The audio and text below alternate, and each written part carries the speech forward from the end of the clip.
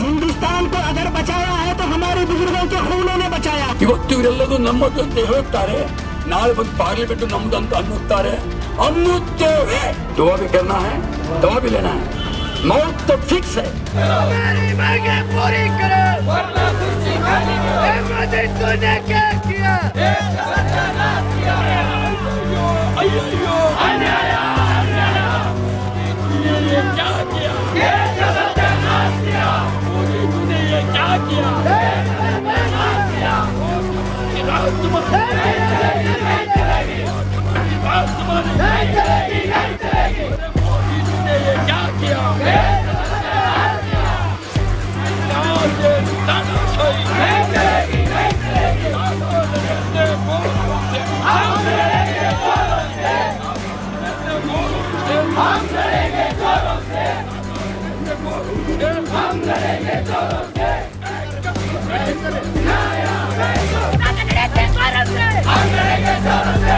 तूने क्या किया? देश का सत्यानाश किया। संविधान बचाने निकले हैं हमारे साथियों, संविधान बचाने निकले हैं हमारे साथियों। सुखी सरकार के धिक्कार है।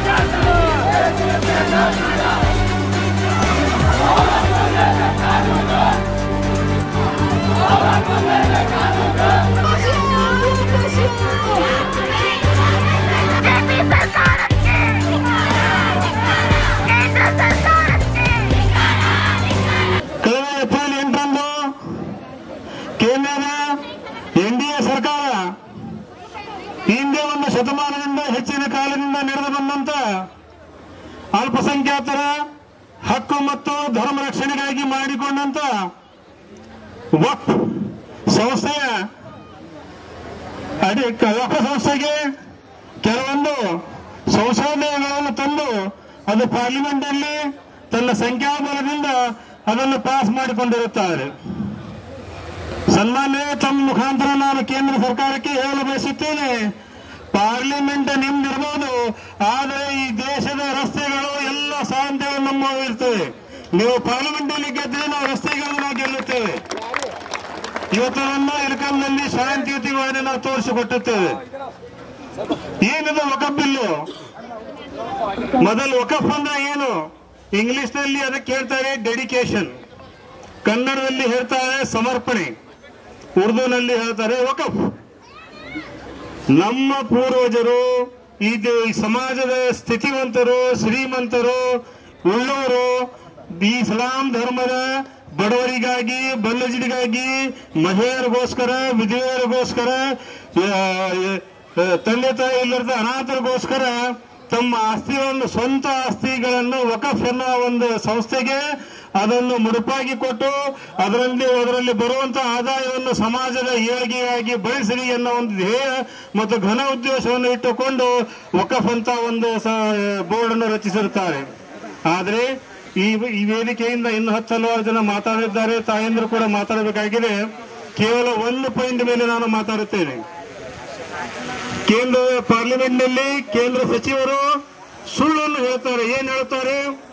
ವಕಫ್ ಭಾರತದ ಸಂವಿಧಾನದಿಂದ ಪ್ರತ್ಯೇಕವಾದಂತಹ ಒಂದು ಮಂಡಳಿಯಾಗಿದೆ. ಇದು ಸಂವಿಧಾನ ಇಲ್ಲವೋ? ವಕಫ್ ಅನ್ನು ರಚನೆ ಮಾಡುವ ಅಧಿಕಾರ ಯಾರಿಗಿದೆ? ಹೇಳಿ, ಯಾರಿಗಿದೆ? ಭಾರತ ಸರ್ಕಾರಕ್ಕೆ ಇದೆ. ಹಂಗಾದ್ರೆ ಸಂವಿಧಾನದಿಂದ ಹೊರಗೆ ಹೆಂಗಾಯ್ತು? ಮತ್ತೊಂದು ಕಡೆ ಸುಳ್ಳು ಹೇಳ್ತಾರೆ, ವಕಫ್ ಟ್ರೈಬ್ಯುನಲ್ ಅಲ್ಲಿ ಪಾಸ್ ಆದಂತಹ ಕಾನೂನನ್ನು, ಅಲ್ಲಿ ಆದಂತಹ ಆದೇಶವನ್ನು ಮತ್ತೆ ಬೇರೆ ಕಡೆ ಪ್ರಶ್ನೆ ಮಾಡುವಂತಿಲ್ಲ ಅಂತೇಳಿ. ಇದು ಕೂಡ ಶುದ್ಧ ಸುಳ್ಳು.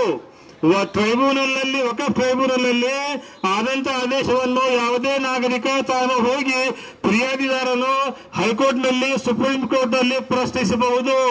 ಪ್ರಶ್ನಿಸಿದ್ದಾರೆ. ಅಂತವು ಸರಿಸುಮಾರು 10,000 ಕೇಸುಗಳು ಈಗಾಗಲೇ ಸುಪ್ರೀಂ ಕೋರ್ಟ್ ಮತ್ತು ಆಯಾ ರಾಜ್ಯಗಳ ಹೈಕೋರ್ಟ್ ನಲ್ಲಿ ಇದರಲ್ಲಿ ಅಡಿಯಲ್ಲಿದ್ದಾವೆ. ಹೀಗಾಗಿ ಟ್ರೈಬ್ಯುನಲ್ ಆದಂತಹ ಒಂದು ನಿರ್ಣಯ ಅದು ಅಂತಿಮ ಅನ್ನೋದು ಶುದ್ಧ ಸುಳ್ಳು. ಇದನ್ನು ಅವರು ಹೇಳಿ ದೇಶದ ಬೇರೆ ಜನರಿಗೆ, ಮುಸ್ಲಿಮರಿಗೆ ಕೂಡ ದಾರಿ ತಪ್ಪಿಸುವ ಕೆಲಸ ಮಾಡಿರುತ್ತಾರೆ. ಸನ್ಮಾನ್ಯರೇ, ಇನ್ನು ಸಾಕಷ್ಟು ಅದರಲ್ಲಿ 44 ಅಮೆಂಡ್ಮೆಂಟ್ಗಳನ್ನು ಕೇಂದ್ರ ಸರ್ಕಾರ ಮಾಡಿದೆ. ಪ್ರಮುಖವಾಗಿ ಅದರಲ್ಲಿ ಒಂದು ಹಲಾಲ್ ಔಲಾದ್, ಒಂದು ವಕ್ಫ್ ಬೈ ಯೂಸರ್ ಇಟ್, ಅದರನ್ನು ವಿಸ್ತಾರವಾಗಿ ಅಧ್ಯಕ್ಷರು ನಮ್ಮ ತಾಯಂದ್ರು ಹೇಳ್ತಾರೆ. ನಾನು ಕೊನೆಯ ಮಾತನ್ನು ಹೇಳ್ತಾ ಇದ್ದೇನೆ. ಈ ಹೋರಾಟ ಆರಂಭವಾಗಿದೆ. ಈ ಹೋರಾಟ ಎಲ್ಲಿಯವರೆಗೆ ಈ ಕಾನೂನನ್ನು, ಕರಾಳ ಕಾನೂನನ್ನು ಕೇಂದ್ರ ಸರ್ಕಾರ ಮರಳಿ ಪಡೆಯುವುದಿಲ್ಲವೋ ಅಲ್ಲಿಯವರೆಗೆ ನಮ್ದು ಜೀವ ಹೋದರೆ ಸಹಿತ ನಾವು ಈ ಹೋರಾಟವನ್ನು ಕಂಟಿನ್ಯೂ ಆಗಿ ನಾವು ಚಾಲೂ ಇಡ್ತೇವೆ. ತಾವೆಲ್ಲರೂ all India Muslim personal law board ಹೇಳಿದ ಹಾಗೆ ಮತ್ತೆ ಇಲ್ಕಲ್ಲಲ್ಲಿ ನಾವು ಅಂಜುಮನದ ನೇತೃತ್ವದಲ್ಲಿ ಇವತ್ತಿನ ದಿವಸ ಈ ಒಂದು ಹೋರಾಟ ಪ್ರತಿಭಟನೆ ನಾವು ಹಮ್ಮಿಕೊಂಡಿದ್ದೇವೆ. ಅದು ಯಶಸ್ವಿಯಾಗಿ ಇಲ್ಲಿ ತನಕ ಬಂದಿದೆ. ಇನ್ನು ನಮ್ಮ ತಾಯಂದಿರು ಮಾತಾಡೋರಿದ್ದಾರೆ. ನಾನು ಮತ್ತೊಮ್ಮೆ ಈ ಸರ್ಕಾರ ಸುಳ್ಳು ಹೇಳಿ, ಇನ್ನು ಮುಸ್ಲಿಮರಿಗೂ ಸಹಿತ ಸುಳ್ಳು ಹೇಳಿ ಈ ಕಾನೂನನ್ನು ಅವರು ತಲೆಯಾಗ ತುಂಬಲಿಕ್ಕೆ ಪ್ರಯತ್ನ ಮಾಡ್ತಾ ಇದೆ. ಆ ಸುಳ್ಳನ್ನು ಹಿಂದಕ್ಕೆ ಪಡಿಬೇಕು, ಕಾನೂನನ್ನು ಹಿಂದಕ್ಕೆ ಪಡಿಬೇಕು. ಈ ಮುಂಚೆ ವಕಫ್ ಯಾವ ತರ ಇತ್ತು ಅದೇ ತರವಾಗಿ ಅದನ್ನು ಮುಂದುವರಿಸಿಕೊಂಡು ಹೋಗಬೇಕೆಂದು ಒತ್ತಾಯ ಮಾಡುತ್ತಾ, ಈ ಮೂಲಕ ರಾಷ್ಟ್ರಪತಿಗಳಿಗೆ ಗೌರವಗಳಿಗೆ ನಾನು ಹಕ್ಕೊತ್ತಾಯ ಮಾಡುತ್ತಾ ನನ್ನ ಮಾತನ್ನು ಮುಗಿಸ್ತಾ ಇದ್ದೇನೆ. ಜೈ ಹಿಂದ್, ಜೈ ಕರ್ನಾಟಕ. ಮುಂದುವರೆದ ಒಂದು ಮಾತನ್ನು ಹೇಳ್ತಾ ಇದ್ದೇನೆ. ಈಗಾಗಲೇ ಕೇಂದ್ರದಲ್ಲಿ ಎಲ್ಲಾ ವಿರೋಧ ಪಕ್ಷಗಳು, ಕಾಂಗ್ರೆಸ್ ಆದಿಯಾಗಿ ಎಲ್ಲಾ ವಿರೋಧ ಪಕ್ಷಗಳು, ಎಂಐಎಂ ಆಗಲಿ, ಮತ್ತೊಂದು ಪಕ್ಷ ಆಗಲಿ, ಎಲ್ಲಾ ಪಕ್ಷ ಆಗಲಿ, ಎನ್ಡಿಎ ಎಲ್ಲಾ ಪಕ್ಷಗಳು ಇದನ್ನು ವಿರೋಧಿಸಿವೆ. ಕರ್ನಾಟಕ ರಾಜ್ಯದಲ್ಲಿಯೂ ಕೂಡ ಕರ್ನಾಟಕ ರಾಜ್ಯದ ಸಿದ್ದರಾಮಯ್ಯ ಸರ್ಕಾರ ತನ್ನ ಬಜೆಟ್ ಅಧಿವೇಶನದಲ್ಲಿ ಕರ್ನಾಟಕದಲ್ಲಿ ಇದನ್ನು ನಾವು ಅನುಷ್ಠಾನಗೊಳ್ಳಲಿಕ್ಕೆ ಬಿಡುವುದಿಲ್ಲ ಎಂದು ಹೇಳಿದೆ. ಅದರ ಮುಖಾಂತರ ಅವರಿಗೆ ಧನ್ಯವಾದವನ್ನು ಹೇಳಿ ನಾನು ಮಾತು ಮುಗಿಸ್ತಾ ಇದ್ದೇನೆ. ನಾವು ಇಲ್ಲಿ ಒಂದು ಕರಾಳ ಕಾನೂನಿನ ವಿರುದ್ಧ ಪ್ರತಿಭಟನೆಯನ್ನು ನಡೆಸುತ್ತಿರುವುದು. ವಕ್ಫ್ ಇದು ಒಂದು ಅಲ್ಲಾಹನಿಗೆ ಸೇರಿದ ಆಸ್ತಿಯಾಗಿದೆ. ಒಮ್ಮೆ ಈ ಆಸ್ತಿಯನ್ನು ನಾವು ವಕ್ಫ್ ಮಾಡಿದಾಗ ಅದನ್ನು ಖರೀದಿಸಕ್ಕಾಗಲಿ ಮಾರಾಟ ಮಾಡಲಿಕ್ಕಾಗಲಿ ಅವಕಾಶವೇ ಇಲ್ಲ. ಈ ಒಂದು ಆಸ್ತಿಯನ್ನು ಸಮುದಾಯದ ಏಳಿಗೆಗಾಗಿ, ಅದರ ಶಿಕ್ಷಣಕ್ಕಾಗಿ, ಸಮುದಾಯದ ಅಭಿವೃದ್ಧಿಗಾಗಿ ಉಪಯೋಗಿಸುವುದು ಒಂದು ಆಸ್ತಿಯಾಗಿದೆ. ಯಾವುದೇ ಸರ್ಕಾರ ನೀಡಿರುವ ಭಿಕ್ಷೆ ಅಲ್ಲ. ಇದು ನಮ್ಮ ಹಿರಿಯರು ದಾನ ಮಾಡಿದ ಒಂದು ಆಸ್ತಿಯಾಗಿದೆ. ಸರ್ಕಾರ ಇದರ ವಿರುದ್ಧ ತಂದಂತಹ ಕರಾಳ ಕಾನೂನನ್ನು ನಾವು ಬಲವಾಗಿ ಖಂಡಿಸುತ್ತೇವೆ. ಇದನ್ನು ನಾವು ವಿರೋಧಿಸುತ್ತೇವೆ. ಕೇಂದ್ರ ಸರ್ಕಾರ ತಂದಂತಹ ಈ ಕರಾಳ ಕಾನೂನು ಸಂವಿಧಾನಕ್ಕೆ ವಿರುದ್ಧವಾಗಿದೆ. ಈ ಕರಾಳ ಕಾನೂನು ಮುಸಲ್ಮಾನರ ಮೇಲೆ ಒಂದು ದಬ್ಬಾಳಿಕೆಯಾಗಿದೆ. ಮುಸಲ್ಮಾನರ ಶರೀಯತ್ತು ಅದರ ರಕ್ಷಣೆ ಮಾಡುವುದಾಗಲಿ, ಸಂವಿಧಾನ ಬದ್ಧತೆಯನ್ನು ಹಕ್ಕನ್ನು ಸರ್ಕಾರ ಅದನ್ನು ರಕ್ಷಣೆ ಮಾಡುವುದು ಹಕ್ಕು ಸರ್ಕಾರದ್ದು. ಇದು ಅದರ ಉಲ್ಲಂಘನೆಯಾಗಿದೆ. ಈ ಒಂದು ಪ್ರತಿಭಟನೆಯು ಈ ಒಂದು ಬಿಲ್ಲಿನ ವಿರುದ್ಧ ಮಾತ್ರವಲ್ಲ, ನಮ್ಮ ಸಂವಿಧಾನವನ್ನು ರಕ್ಷಣೆ ಮಾಡುವಂತಹ ಪ್ರತಿಭಟನೆಯಾಗಿದೆ. ಅದಕ್ಕಾಗಿ ನಾವು ಈ ಬೃಹತ್ ರ್ಯಾಲಿಯ ಮುಖಾಂತರ, ಈ ಒಂದು ಸಭೆಯ ಮುಖಾಂತರ ಈ ಒಂದು ಕಾನೂನನ್ನು ಬಲವಾಗಿ ಖಂಡಿಸುತ್ತೇವೆ. ಸಂವಿಧಾನ ವಿರುದ್ಧ ಕಾನೂನನ್ನು ನಾವು ಎಂದಿಗೂ ಒಪ್ಪುವುದಿಲ್ಲ. ವಕ್ಫ್ ಆಸ್ತಿಯ ಒಂದು ಇಂಚನ್ನು ನಾವು ಬಿಟ್ಟು ಕೊಡುವುದಿಲ್ಲ. ನಾಗರಿಕರಾದಂಥ ನಾವುಗಳು ಸಂಸತ್ತಿನಲ್ಲಿ ಇತ್ತೀಚೆಗೆ ವಕ್ಫ್ ತಿದ್ದುಪಡಿ ಕಾಯ್ದೆ ಅನ್ನೋದನ್ನ ರಚನೆ ಮಾಡಿದ್ದಾರೆ. ಈ ಒಂದು ಬಿಲ್, ಈ ಒಂದು ಆಕ್ಟ್ ಅನ್ನು, ಈ ಒಂದು ಕಾಯ್ದೆಯನ್ನು ಈ ದೇಶದ ಸರ್ವ ಬಂಧುಗಳು ಬಹಳ ವಿಶೇಷವಾಗಿ ಯಾರೆಲ್ಲ ಸಂವಿಧಾನದ ಮೇಲೆ ನಂಬಿಕೆ ಇಟ್ಕೊಂಡಿದ್ದೇವೆ, ಯಾರೆಲ್ಲ ಸಂವಿಧಾನವನ್ನು ಒಪ್ಪಿದ್ದೇವೆ, ಅವರೆಲ್ಲರೂ ಕೂಡ ಈ ಒಂದು ಕಾನೂನನ್ನು ವಿರೋಧಿಸ್ತೇವೆ. ಯಾಕೆ ಅಂತ ಹೇಳಿದ್ರೆ, ಸಂವಿಧಾನದಲ್ಲಿ ಡಾಕ್ಟರ್ BR ಅಂಬೇಡ್ಕರ್ ಸರ್ ಅವರು ಎಲ್ಲರಿಗೂ ಕೂಡ ಈ ನೆಲದಲ್ಲಿರ್ತಕ್ಕಂಥ ಎಲ್ಲರಿಗೂ ಕೂಡ ಸಮಾನವಾದಂತಹ ಹಕ್ಕು ಅನ್ನೋದು ಘೋಷಣೆ ಮಾಡಿದ್ದಾರೆ. ಹಾಗಾಗಿ ಸಂವಿಧಾನದ ಆರ್ಟಿಕಲ್ ನಂಬರ್ 14, 15ರಿಂದ ಹಿಡಿದು ಸಂವಿಧಾನದ 26, 27ನ ಆರ್ಟಿಕಲ್ ಏನ್ ಹೇಳುತ್ತೆ ಅಂತ ಹೇಳಿದ್ರೆ ಧಾರ್ಮಿಕ ಸ್ವಾತಂತ್ರ್ಯವನ್ನು ಈ ನೆಲದ ಎಲ್ಲ ಬಂಧುಗಳಿಗೂ ಕೂಡ ಡಾಕ್ಟರ್ ಬಿ ಆರ್ ಅಂಬೇಡ್ಕರ್ ಅವರು ಕೊಟ್ಟಿದ್ದಾರೆ. ಆದರೆ ಈಗಿನ ಬಿಜೆಪಿ ಸರ್ಕಾರ ಅದರಲ್ಲಿ ಬಹಳ ವಿಶೇಷವಾಗಿ ಮುಸ್ಲಿಮರನ್ನು ಒಂದು ರಾಜಕೀಯ ದ್ವೇಷವನ್ನು ಇಟ್ಕೊಂಡು ಅವರು ಈ ಒಂದು ಕಾನೂನು ತಂದಿದ್ದಾರೆ. ಹಾಗಾಗಿ ಈ ಒಂದು ಕಾನೂನನ್ನು ಕೇವಲ ಮುಸ್ಲಿಮರು ಮಾತ್ರ ಅಲ್ಲ, ಯಾರೆಲ್ಲ ಸಂವಿಧಾನ ಒಪ್ಪಿದ್ದಾರೆ ಅವರೆಲ್ಲರೂ ಕೂಡ ವಿರೋಧಿಸಬೇಕಂತ ಹೇಳಿ ಸಂದರ್ಭದಲ್ಲಿ ಹೇಳ್ತಾ ಇದ್ದೇನೆ. ಯಾಕೆ ಅಂತ ಹೇಳಿದ್ರೆ ಈ ಒಂದು ಕಾನೂನು ಇರ್ತಕ್ಕಂಥದ್ದು ಕೇವಲ ಒಂದು ಸಮುದಾಯವನ್ನು ನಿರ್ದಿಷ್ಟವಾಗಿ ಗುರಿ ಹಾಕಿಕೊಂಡು ಮಾಡಿರ್ತಕ್ಕಂಥ ಕಾನೂನಲ್ಲ. ಇದು ಬಿಜೆಪಿ ಅವರ ನೀವು ಎಲ್ಲ ಕಾನೂನುಗಳನ್ನು ನೋಡಿ. ಯಾಕೆ ಈ ಮಾತನ್ನ ನಾನು ಹೇಳ್ತಾ ಇದ್ದೇನೆ ಅಂತಂದ್ರೆ ಇತ್ತೀಚೆಗೆ ಕೂಡ ರೈತರ ಒಂದು ಕಾನೂನನ್ನು ಇದೇ ಬಿಜೆಪಿ ಸರ್ಕಾರ ಕೇಂದ್ರ ಸರ್ಕಾರದಲ್ಲಿ ತಂದಿತ್ತು. ಆಗ ಈ ನೆಲದ ರೈತರ ಮಕ್ಕಳಾದಂತ ಎಲ್ಲ ಬಂಧುಗಳು ರೈತ ಬಾಂಧವರು ದೆಹಲಿಯಲ್ಲಿ ಸುಮಾರು ದಿನಗಳ ಕಾಲ ಹೋರಾಟದ ಪ್ರತಿಫಲವಾಗಿ ಆ ಕಾನೂನನ್ನು ಅವರು ಸಂವಿಧಾನವೊಂದು ಮಂಡಿಯವರು ಅದನ್ನು ವಾಪಸ್ ಇಟ್ಕೊಂಡ್ರು. ನಾನು ಕೂಡ ಈಗ ಮತ್ತೆ ಅದೇ ರೂಪವನ್ನು ತಾಳಿ ಮುಸ್ಲಿಂ ಬಂಧುಗಳು ನಾವೆಲ್ಲರೂ ಕೇಳ್ಕೊಳ್ತಾ ಇದ್ದೀವಿ, ಈ ಒಂದು ಕಾನೂನನ್ನು ನೀವು ಎಲ್ಲರಿಗೂ ಕೂಡ ಹಿಂಪಡೆಯೋದಿಲ್ಲವೋ ಅಲ್ಲಿವರೆಗೂ ಕೂಡ ನಾವು ಹೋರಾಟವನ್ನು ಮುಂದುವರಿಸುತ್ತೇವೆ. ಖಂಡಿತವಾಗಿಯೂ ಕೂಡ ಇದು ಕೇವಲ ಮುಸ್ಲಿಮರ ಸಮಸ್ಯೆ ಅಲ್ಲ ಬಂಧುಗಳೇ, ಇಲ್ಲಿ ಸೇರಿರ್ತಕ್ಕಂಥ ನಾವೆಲ್ಲರೂ ಕೂಡ ಒಂದು ಮಾತನ್ನು ಅರ್ಥ ಮಾಡ್ಕೋಬೇಕಾಗಿದೆ. ಭಾರತದ ಸಂವಿಧಾನವನ್ನು ನಾವು ಯಾರೆಲ್ಲ ಒಪ್ಪಿದೆವೋ ಬಿಜೆಪಿ ಅವರು ಕಡಾಖಂಡಿತವಾಗಿ ಹೇಳ್ತಾ ಇದ್ದಾರೆ ನಾವು ಬಂದಿರೋದೇ ಸಂವಿಧಾನವನ್ನು ಬದಲಾವಣೆ ಮಾಡಲಿಕ್ಕೋಸ್ಕರ ಅಂತ ಹೇಳಿ. ಇದನ್ನು ನಾವೆಲ್ಲರೂ ಅರಿತುಕೊಂಡು ಈ ಒಂದು ಸಂವಿಧಾನ ವಿರೋಧಿಯಾದಂತ ಈ ಒಂದು ಸರ್ಕಾರದ ಈ ಒಂದು ಕಾನೂನನ್ನು ತಂದಿದ್ದಾರೆ ಆ ಒಂದು ಕಾನೂನು ನಾವು ವಿರೋಧಿಸಬೇಕು. ಅದರ ಮುಂಚಿತವಾಗಿ ನಾನು ಕೆಲವು ಮಾತುಗಳನ್ನು ಹೇಳಲಿಕ್ಕೆ ಇಷ್ಟಪಡ್ತಾ ಇರೋದೇನಂತ ಹೇಳಿದ್ರೆ ಈ ಒಂದು ಕಾನೂನನ್ನು ಯಾಕೆ ನಾವು ವಿರೋಧಿಸಬೇಕಂತ ಹೇಳಿದ್ರೆ ಇಲ್ಲಿ ಬಹಳ ಸ್ಪಷ್ಟವಾಗಿ ಅವ್ರು ಹೇಳ್ತಕ್ಕಂಥದ್ದು ವಕ್ಫ್ ಎನ್ನುವುದು ಒಂದು ಕಾನೂನನ್ನು ಅವರು ತಿದ್ದುಪಡಿ ಮಾಡಿದ್ದಾರೆ. ಅದರಲ್ಲಿ ಯಾರಾದ್ರೂ ಒಬ್ಬ ವ್ಯಕ್ತಿ ವಕ್ಫ್ಗೆ ಅದೇನಾದ್ರೂ ದಾನ ಮಾಡಿಕೊಡ್ಬೇಕಂತ ಹೇಳಿದ್ರೆ ಅವನು 5 ವರ್ಷ ಮುಸ್ಲಿಂ ಆಗಿರ್ಬೇಕಂತೆ. ಅಂದ್ರೆ ಒಬ್ಬ ವ್ಯಕ್ತಿ ದಾನವನ್ನು ಕೊಡಬೇಕಾದ್ರೆ ಅವನು 5 ವರ್ಷ ಮುಸ್ಲಿಂ ಅಂತೇಳಿ ಅವನನ್ನು ಗುರುತಿಸಬೇಕು ಯಾರು. ಹಾಗಾಗಿ ಪ್ರಾಕ್ಟಿಸಿಂಗ್ ಮುಸ್ಲಿಂ ಅಂತ ಹೇಳಿ ಕರಿತೇವೆ. ಅಂದ್ರೆ ಒಬ್ಬ ವ್ಯಕ್ತಿ ಮುಸ್ಲಿಂ ಆದ ಮಾತ್ರಕ್ಕೆ ಅವನು ವಕ್ಫ್ಗೆ ಕೊಡ್ಬೇಕಂತ ಹೇಳಿದ್ರೆ ಇದು ಅನ್ಯಾಯ. ಇತ್ತೀಚೆಗೆ ನಮ್ಮ ಒಬ್ಬ ಸ್ನೇಹಿತನ ತಂದೆ ಯಾದಗಿರಿಯಲ್ಲಿ ಒಬ್ಬರು ತನ್ನ ಮನೆಯ ಪಕ್ಕದಲ್ಲಿ ಇರ್ತಕ್ಕಂಥ ಹಿಂದೂ ಸಹೋದರನಿಗೆ ಅವನ ಒಂದು ಇರ್ತಕ್ಕಂಥ ಜಾಗದಲ್ಲಿ ಅವ್ರು ಏನ್ ಮಾಡಿದ್ರಪ್ಪ ಅಂತಂದ್ರೆ ಹನುಮ ಒಂದು ದೇವಸ್ಥಾನ ಕಟ್ಟಲಿಕ್ಕೋಸ್ಕರ ದಾನವನ್ನು ಮಾಡಿದ್ರು. ಅಂದ್ರೆ ಈ ಬೌದ್ಧ ಭಾರತದಲ್ಲಿ ಒಬ್ಬ ಮುಸ್ಲಿಮೇತರರಿಗೆ ದಾನ ಮಾಡ್ತಾನೆ, ಒಬ್ಬ ಮುಸ್ಲಿಮನಿಗೆ ದಾನ ಮಾಡ್ತಾನೆ. ಇದು ಈ ನಾಡಿನ ಪರಂಪರೆ, ಇದು ಬಸವಣ್ಣವರ ಪರಂಪರೆ, ಇದು ಅಂಬೇಡ್ಕರ್ ಅವರ ಪರಂಪರೆ, ಇದು ಗಾಂಧಿಯವರ ಪರಂಪರೆ. ಹಾಗಾಗಿ ಈ ಒಂದು ಕಾನೂನು ಏನಿದೆಯಲ್ಲ ಈ ಒಂದು ಕಾನೂನು ಈ ನೆಲದ ಒಂದು ಮಣ್ಣಿನ ಗುಣವಾದಂತಹ ಸೌಹಾರ್ದತೆಗೆ ವಿರುದ್ಧವಾದಂತದ್ದು, ಜಾತ್ಯತೀತ ಮನೋಭಾವನೆಗೆ ವಿರುದ್ಧವಾದಂತದ್ದು. ಇಲ್ಲಿ ಇನ್ನೊಂದು ಬಹಳ ಸ್ಪಷ್ಟವಾಗಿ ಅವರು ತಿದ್ದುಪಡಿ ಮಾಡಿರೋದೇನಪ್ಪಾ ಅಂತಂದ್ರೆ ಇಲ್ಲಿ ಮುಸ್ಲಿಮೇತರನ್ನು ಕೂಡ ಇದರಲ್ಲಿ ಅವರು ಇಟ್ಟಿದ್ದಾರೆ. ಈ ನೆಲದಲ್ಲಿ ನಮ್ಗೆಲ್ಲರಿಗೂ ಗೊತ್ತಿರ್ತಕ್ಕಂತೆ ಒಂದು ಧಾರ್ಮಿಕ ಶ್ರದ್ಧಾ ಕೇಂದ್ರ ಅಂತಂದ್ರೆ ಅದನ್ನು ನಂಬುವಂತಕ್ಕಂಥವ್ರು ಮಾತ್ರ ಅದರ ಒಂದು ಭಾಗವಾಗಿರ್ತಾರೆ. ಇದೀಗ ಒಬ್ಬ ಮಸೀದಿಯ ಕಮಿಟಿಯಲ್ಲಿ ಮುಸ್ಲಿಮೇತರನ್ನು ಇರ್ಬೇಕಂತ ಹೇಳಿದ್ರೆ ಅದು ಒಂದು ರೀತಿಯಲ್ಲಿ ಏನಾಗತ್ತಪ್ಪ ಅಂತಂದ್ರೆ ಅವನು ಅದನ್ನು ಒಪ್ಪದೇ ಇರ್ತಕ್ಕಂಥ ಸಂದರ್ಭದಲ್ಲಿ ಅವನು ಅದರ ಭಾಗವಾಗಿರ್ಲಿಕ್ಕೆ ಆಗೋದಿಲ್ಲ. ಅದೇ ರೀತಿಯಲ್ಲಿ ಮುಸ್ಲಿಮರ ಈ ಒಂದು ವಕ್ಫ್ ಏನಿದೆ ಆ ಒಂದು ಕಮಿಟಿಯಲ್ಲಿ ಅವರು ಮುಸ್ಲಿಮೇತರನ್ನು ಸೇರಿಸಬೇಕಂತ ಹೇಳಿ ಇದರಲ್ಲಿ ಹುನ್ನಾರ ಹೇಳ್ತಾ ಇದ್ದಾರೆ. ಅದು ಕೇವಲ ಮುಸ್ಲಿಮೇತರ ಸೇರಿಸೋದಲ್ಲ, ಅದರಲ್ಲಿ ಸರ್ಕಾರದ ಒಂದು ಸಹಭಾಗಿತ್ವವನ್ನು ಪಡೆದುಕೊಳ್ಳಿಕ್ಕಾಗಿ ಅವರು ಮಾಡ್ತಾ ಇದ್ದಾರೆ. ಹಾಗಾಗಿ ಈ ಒಂದು ಆಸ್ತಿಯನ್ನು ಕಬಳಿಸೋಸ್ಕರ ನೀವೆಲ್ಲರಿಗೂ ಗೊತ್ತಿರ್ತಕ್ಕಂತೆ ಬಿಜೆಪಿ ಸರ್ಕಾರದ ಬಂದ ಮೇಲೆ ಈ ದೇಶದ ಬಹುತೇಕ ಸಾರ್ವಜನಿಕ ಆಸ್ತಿಗಳು ಅದು ಏರ್ಪೋರ್ಟ್ ಆಗಿರಬಹುದು, ಅದು ರೈಲ್ವೆ ನಿಲ್ದಾಣಗಳಾಗಿರಬಹುದು, ಎಲ್ಲವನ್ನು ಕೂಡ ಅವರು ಅದು ಖಾಸಗೀಕರಣಕ್ಕೆ ಅವರಿಗೆ ಕೊಡ್ತಾ ಇದ್ದಾರೆ. ಹಾಗಾಗಿ ಈ ಒಂದು ವಕ್ಫ್ ಕಾನೂನು, ಈ ಒಂದು ವಕ್ಫ್ ಆಕ್ಟ್ ಕೂಡ ಇದನ್ನು ತರುವ ಮೂಲಕ ಈ ಎಲ್ಲ ಜಾಗವನ್ನು ಅವರು ಇಲ್ಲಿನ ಬಂಡವಾಳಶಾಲಿಗಳಿಗೆ ಕೊಡ್ಬೇಕಂತ ಮಾಡ್ತಾ ಇದ್ದಾರೆ. ಹಾಗಾಗಿ ನಾವೆಲ್ಲರೂ ಕೂಡ ಈ ಒಂದು ಕಾನೂನನ್ನು ವಿರೋಧಿಸ್ತೇವೆ. ಎಲ್ಲಿವರೆಗೂ ಅಂತಂದ್ರೆ ಈ ಕಾನೂನು ಹಿಂಪಡೆವರೆಗೂ ಕೂಡ ನಾವು ನಮ್ಮ ಹೋರಾಟವನ್ನು ಮುಂದುವರಿಸ್ತೇವೆ ಅಂತ ಹೇಳಿ ಈ ಮೂಲಕ ಎಚ್ಚರಿಕೆ ಕೊಡ್ತಾ ನನ್ನ ಮಾತನ್ನು ಮುಗಿಸುತ್ತೇನೆ.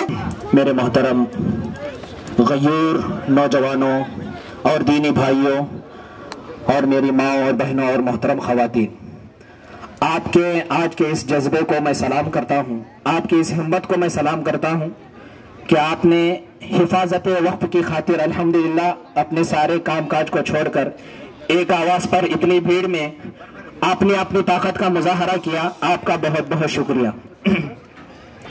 वक्फ ये अल्लाह की मिल्कियत है.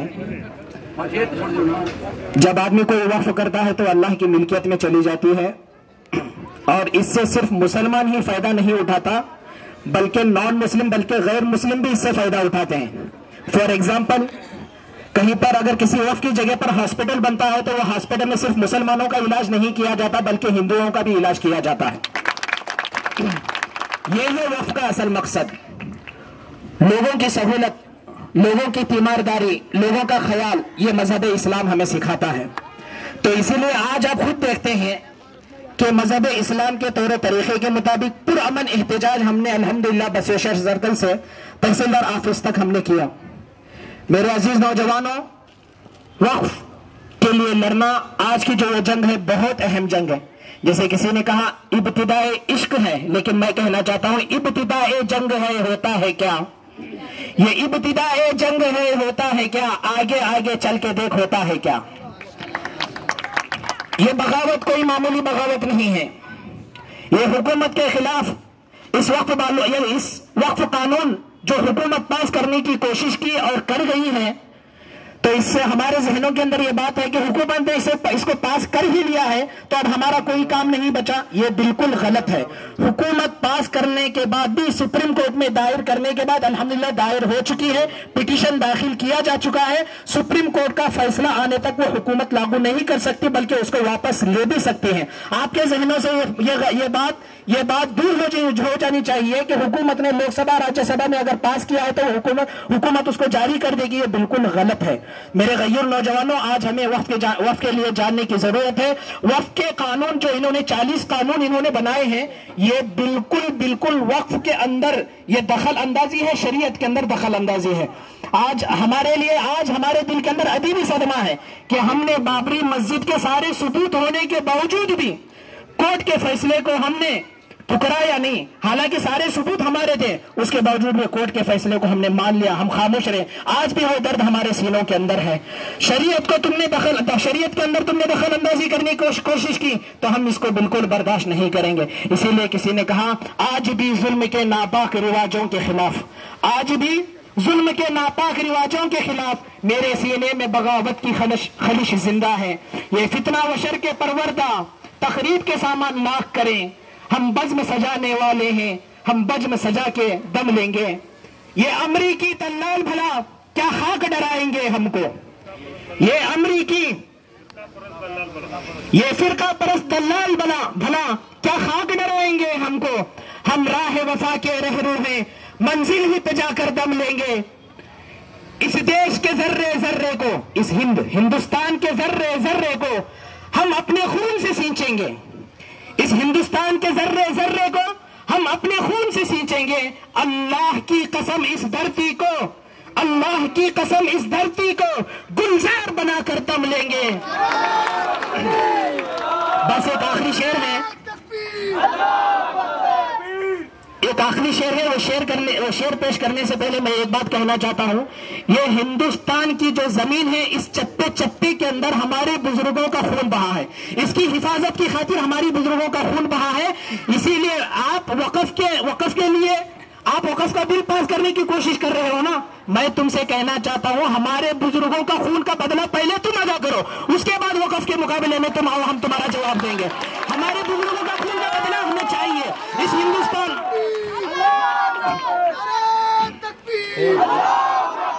इस हिंदुस्तान को अगर बचाया है तो हमारे बुजुर्गों के खूनों ने बचाया है।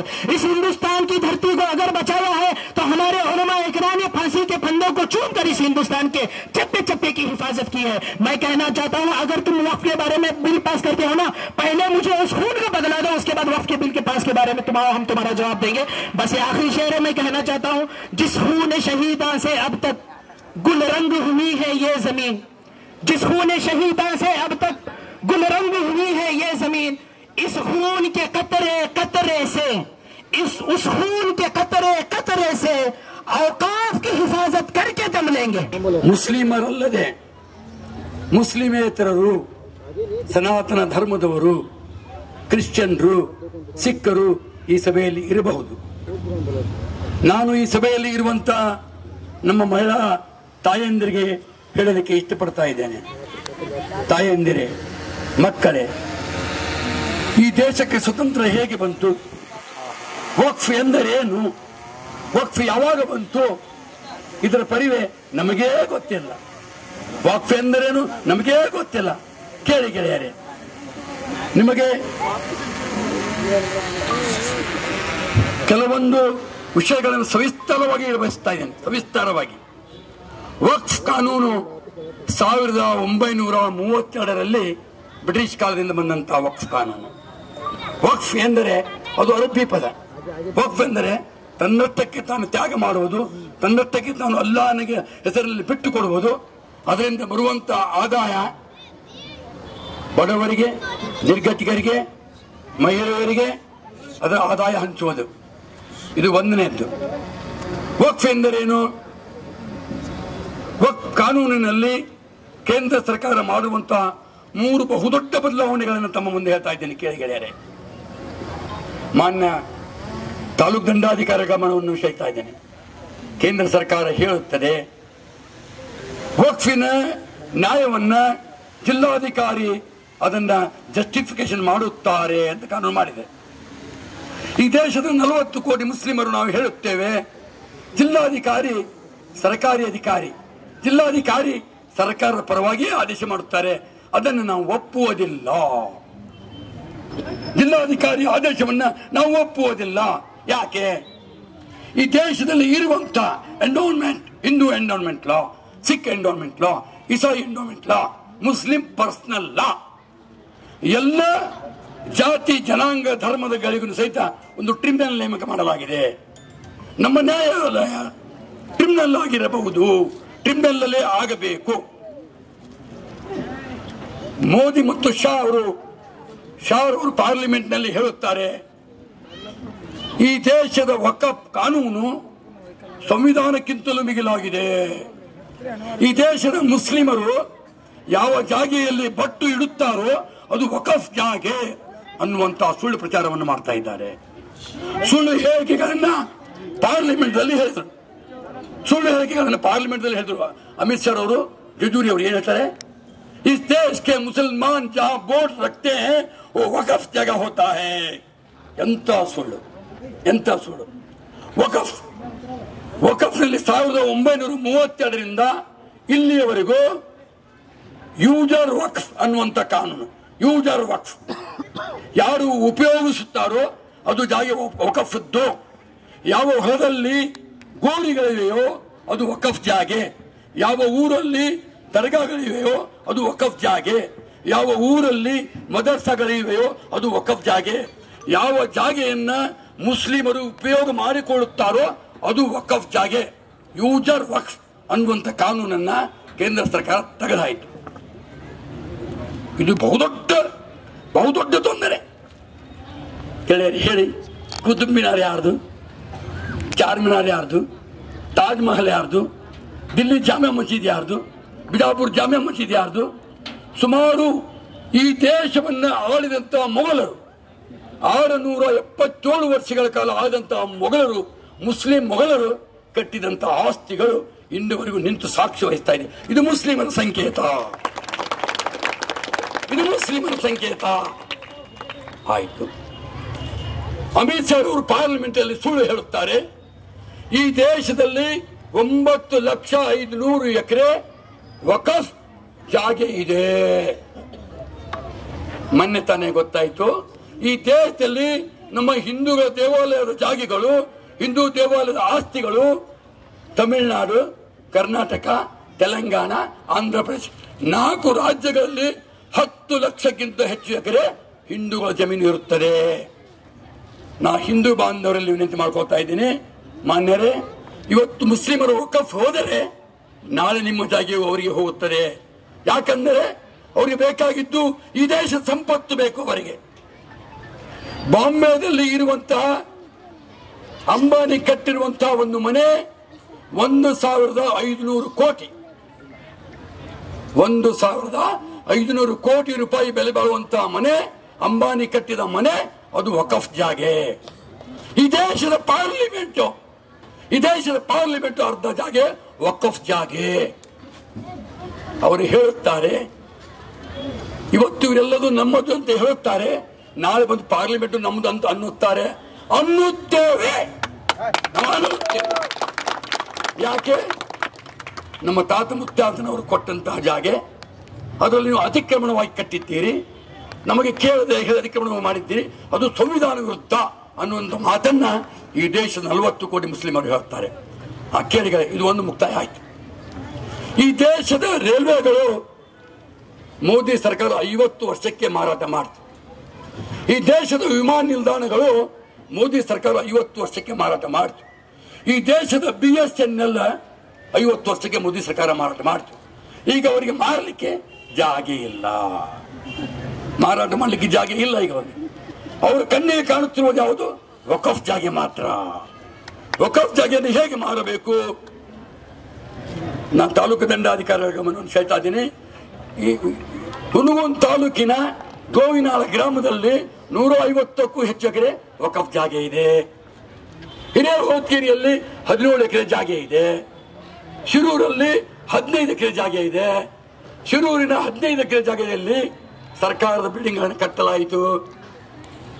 ಅವರಿಗೆ ಹೇಳುತ್ತಾರೆ, ಕಾನೂನು ಮಾಡಿದ್ದಾರೆ, ಯಾವ ವಕಫ್ ಜಾಗೆಯಲ್ಲಿ ಅತಿಕ್ರಮಣವಾಗಿ 12 ವರ್ಷಗಳ ಕಾಲ ಯಾವ ವ್ಯಕ್ತಿ ಇರುತ್ತಾನೋ ಆ ಜಾಗೆ ಸರ್ಕಾರದ್ದು, ಅದನ್ನು ವಕಫ್ನವರು ಪ್ರಶ್ನಿಸುವಂತಿಲ್ಲ.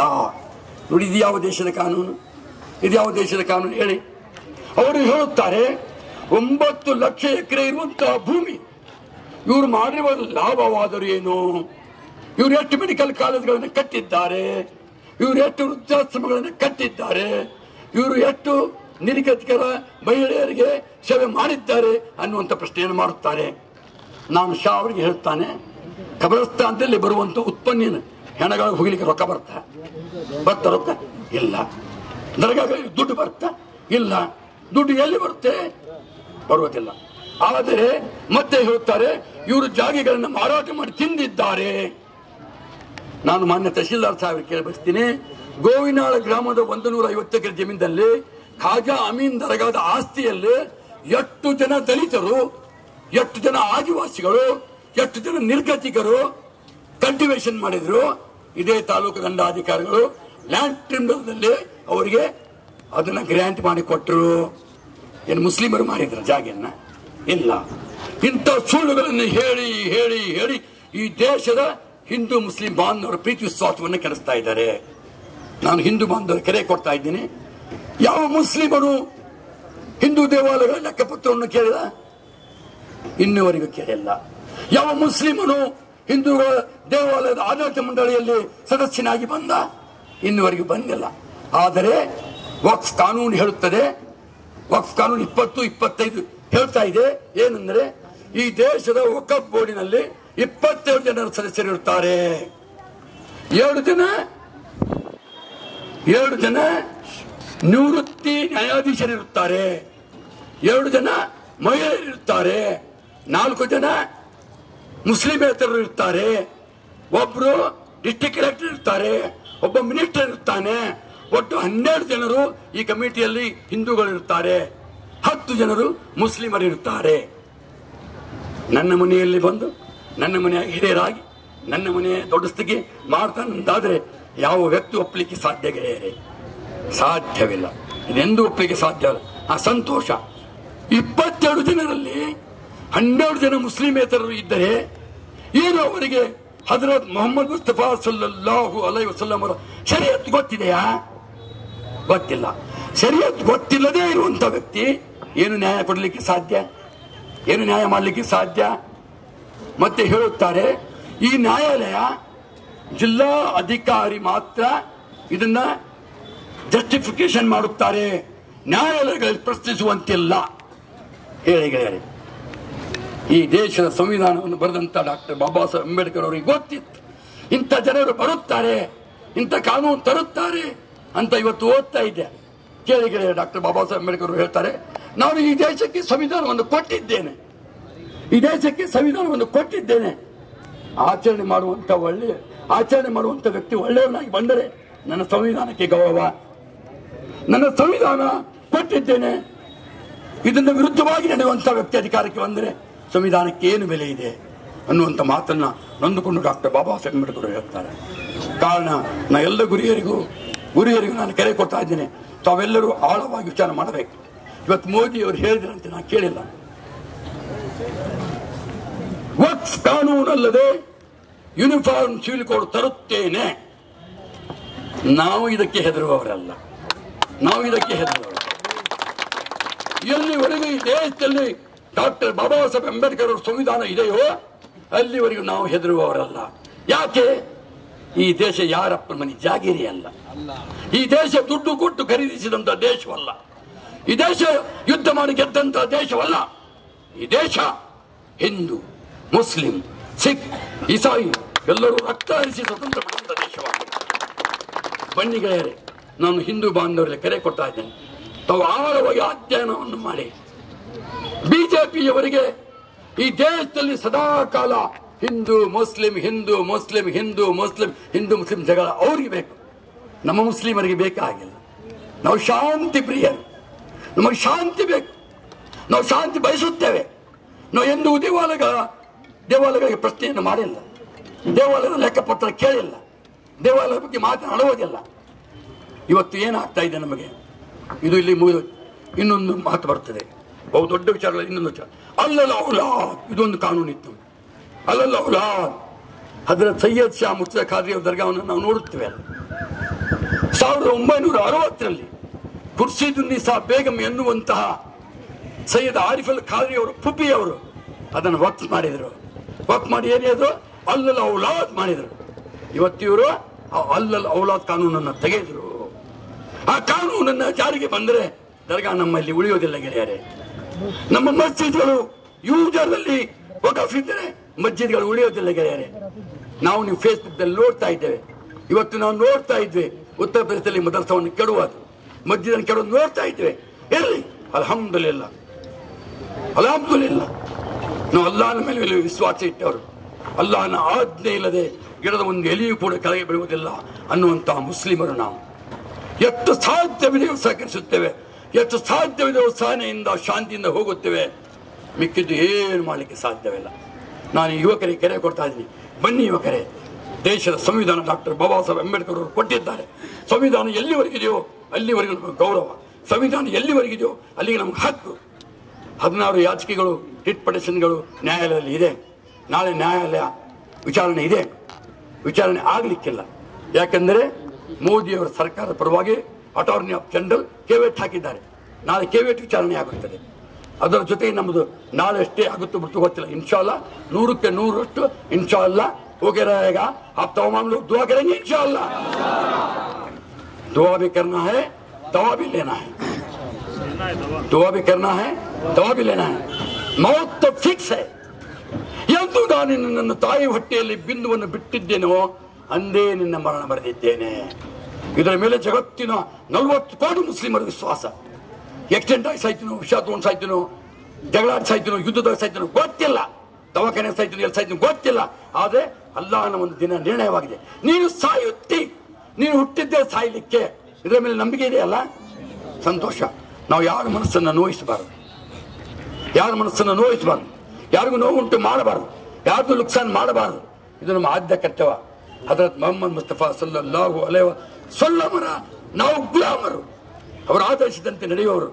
ತಮ್ಮೆಲ್ಲರ ಪರವಾಗಿ ಈ ಮನವಿ ಪತ್ರವನ್ನು ಓದಿ ಮಾನ್ಯ ತಾಲೂಕು ದಂಡಾಧಿಕಾರಿಗಳಿಗೆ ಕೊಡ್ತಾ ಇದ್ದೇನೆ. ಶಾಂತದಿಂದ ತಾವೆಲ್ಲರೂ ಆಲಿಸಬೇಕಾಗಿ ತಮ್ಮಲ್ಲಿ ವಿನಂತಿ. ಇಲ್ಕಲ್ ಇವರಿಗೆ ಇಂದು ದಿನಾಂಕ 15/4/2025 ಕೇಂದ್ರ ಸರ್ಕಾರ ವಕ್ಫ್ ಕಾನೂನು ತಿದ್ದುಪಡಿ ಮಾಡಿರುವುದನ್ನು ಇಲ್ಕಲ್ ಹಾಗೂ ಹುನಗುನ್ ತಾಲೂಕು ಮುಸ್ಲಿಂ ಜನಾಂಗ ವಿರೋಧಿಸುತ್ತದೆ. ವಿರೋಧಿಸುತ್ತದೆ. ಕೇಂದ್ರ ಸರ್ಕಾರ ಈ ಕೂಡಲೇ ವಕ್ಫ್ ತಿದ್ದುಪಡಿ ಕಾನೂನು ಹಿಂಪಡೆಯಬೇಕೆಂದು ಒತ್ತಾಯಿಸುತ್ತೇವೆ. ನಮ್ಮ ಬೇಡಿಕೆ ಈಡೇರಿಸದಿದ್ದಲ್ಲಿ ನಮ್ಮ ಹೋರಾಟ ನಿಲ್ಲದು. ಈ ದೇಶದ ಮುಸ್ಲಿಂ ಪರ್ಸನಲ್ ಲಾ ಬೋರ್ಡ್ ಕೈಗೊಂಡ ನಿರ್ಣಯದಂತೆ ನಮ್ಮ ಹೋರಾಟ ನಡೆಯುವುದು. ಈ ಮನವಿ ಪತ್ರವನ್ನು ಮಾನ್ಯ ತಹಶೀಲ್ದಾರ್ ಅವರ ಮುಖಾಂತರ ರಾಜ್ಯಪಾಲರಿಗೂ ಮತ್ತು ರಾಷ್ಟ್ರಪತಿಗಳಿಗೂ ಕಳಿಸಲು ಕೋರಲಾಗಿದೆ. ಧನ್ಯವಾದಗಳು.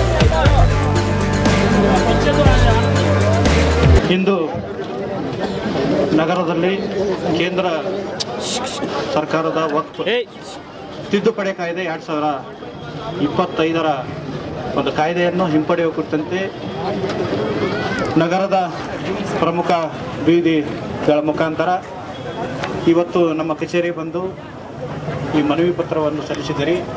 ಮತ್ತು ಈ ಒಂದು ಬೃಹತ್ ರ್ಯಾಲಿಯಲ್ಲಿ ಎಲ್ಲ ನಗರದ ಸಮಾಜದ ಹಿರಿಯ ಬಾಂಧವರಿದ್ದೀರಿ, ಸೋದರರವರಿದ್ದೀರಿ, ಪತ್ರಿಕಾ ಮಾಧ್ಯಮದವರಿದ್ದೀರಿ ಮತ್ತು ನಮ್ಮ ಸೋದರರಿದ್ದೀರಿ. ಎಲ್ಲರೂ ಶಾಂತಯುತವಾಗಿ ಕಚೇರಿಗೆ ಬಂದು ಮನವಿ ಕೊಟ್ಟಿದ್ದೀರಿ. ಈ ಮನವಿಯನ್ನು ನಾನು ಸ್ವೀಕರಿಸಿದ್ದೀನಿ. ಈ ಮನವಿಯಲ್ಲಿ ವಿಷಯದ ಕುರಿತಂತೆ ಮಾನ್ಯ ಜಿಲ್ಲಾಧಿಕಾರಿಗಳ ಮುಖಾಂತರ ಸರ್ಕಾರದ ರಾಜ್ಯಪಾಲರು, ಗೌರವಾನ್ವಿತ ರಾಜ್ಯಪಾಲರ ಮುಖಾಂತರ ಕೇಂದ್ರ ಸರ್ಕಾರಕ್ಕೆ ಕಳಿಸಿಕೊಡಲಾಗುವುದು. ಈ ಒಂದು ಸಂದರ್ಭದಲ್ಲಿ ಕಾನೂನು ಸುವ್ಯವಸ್ಥೆ ಮತ್ತು ಶಾಂತಯುತವಾಗಿ ಈ ರ್ಯಾಲಿ ನಡೆಸೋದಕ್ಕಾಗಿ ತಮಗೆಲ್ಲರಿಗೂ ತಾಲೂಕು ಆಡಳಿತ ಪರವಾಗಿ ಹೃತ್ಪೂರ್ವಕ ಧನ್ಯವಾದಗಳು. ಇನ್ನಷ್ಟು ಅಪ್ಡೇಟ್ಗಳಿಗಾಗಿ ಫಾಲೋ ಮಾಡಿ ವಿಜಯ ಧ್ವನಿ ನ್ಯೂಸ್.